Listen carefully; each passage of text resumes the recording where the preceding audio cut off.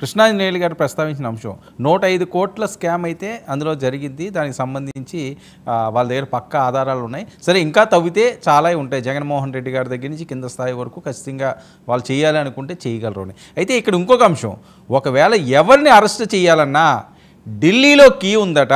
అక్కడి నుంచి పర్మిషన్ వస్తేనే తప్పించి అరెస్ట్ చేయలేని పరిస్థితుల్లో ఆంధ్రప్రదేశ్ ప్రభుత్వం ఇప్పుడు ఉంది అన్నది. పెద్దలు కాబట్టి కృష్ణాంజనేయులు గారు దానికి సంబంధించిన వివరాలు ఏమైనా ఉన్నాయేమో నాకైతే తెలియదు సార్. ఎన్డీఏ కూటమిలో ఉన్నటువంటి ఒక కార్యకర్తగా, సామాన్యమైనటువంటి నాయకురాలుగా నాకైతే ఆ విషయం తెలియదు. కానీ ఇప్పుడు ఎన్డీఏ కూటమిలో ఉన్నాం కాబట్టి బీజేపీ యొక్క అనుమతి కూడా కంపల్సరీగా అవసరం. మా పార్టీ, మా గవర్నమెంట్ లో బీజేపీ కూడా ఒక భాగం, ఒక పార్ట్.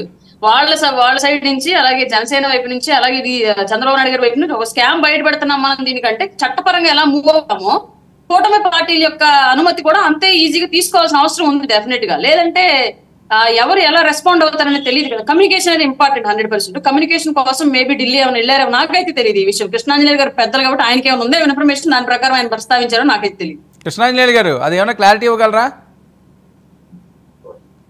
వర్మ గారు, ఇప్పుడు అరుణ గారు చాలా స్పష్టంగా చెప్పారు ఆవిడ పరిధి వ్యవహారం నిజమే కదా.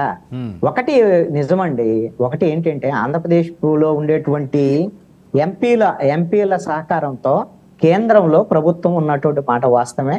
ప్రధానమంత్రి కూడా ఇక్కడ ఉండేటువంటి 21 మంది ఎంపీలతోనే ఆయన 3వసారి ప్రధానమంత్రి అయినటువంటి మాట వాస్తవమే, కాదనటంలా. కానీ ఇక్కడ ఆంధ్రప్రదేశ్ లో ఉండేటువంటి ఉన్న ప్రత్యేకమైన రాజకీయ పరిస్థితులు అండి. ఇక్కడ వైఎస్ఆర్ కాంగ్రెస్ పార్టీకి 11 ఎమ్మెల్యేలే ఉన్నారు, కాదంటలా. కానీ కేంద్రంలో వైఎస్ఆర్ కాంగ్రెస్ పార్టీ బలం ఇంకా పెద్దదండి. ఏపీలో బలహీనమైనటువంటి కాంగ్రెస్ వైసీపీ, కేంద్రంలో బలమైనటువంటి వైసీపీ. కాబట్టి వాళ్ళకి 16 మంది